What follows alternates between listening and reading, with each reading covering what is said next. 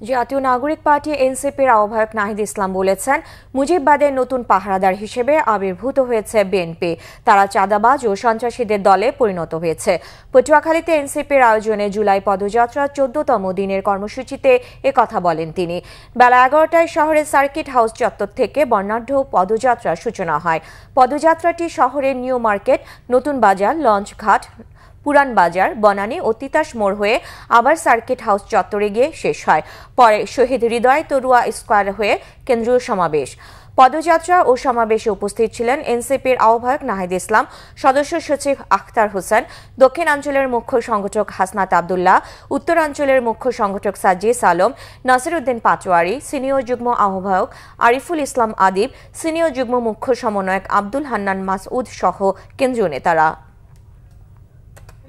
সংবিধান সেই ৭২-এর সংবিধানকে টিকিয়ে রাখতে চাচ্ছে এখন বিএনপি। বিএনপি এখন চাঁদাবাজদের দল তৈরি হয়েছে, সন্ত্রাসীদের দল তৈরি হয়েছে, মুজিববাদের নতুন পাহারাদার হিসেবে আবির্ভূত হয়েছে। ফলে চাঁদাবাজ এবং মুজিববাদের নতুন পাহারাদার এসেছে। সেই পাহারাদারকেও আপনাদেরকে প্রতিহত করতে হবে, তাদের বিরুদ্ধে সংগ্রাম করতে হবে। সংগ্রামী বন্ধুগণ, আমরা অনৈক্য চাই না, আমরা বিভাজন চাই না, কিন্তু যদি জনগণের বিরুদ্ধে দাঁড়ায়, জুলাই গণ অভ্যুত্থানের বিরুদ্ধে কোনো শক্তি দাঁড়ায়, তবে অবশ্যই তাদের সাথে আমাদের ঐক্য সম্ভব নয়।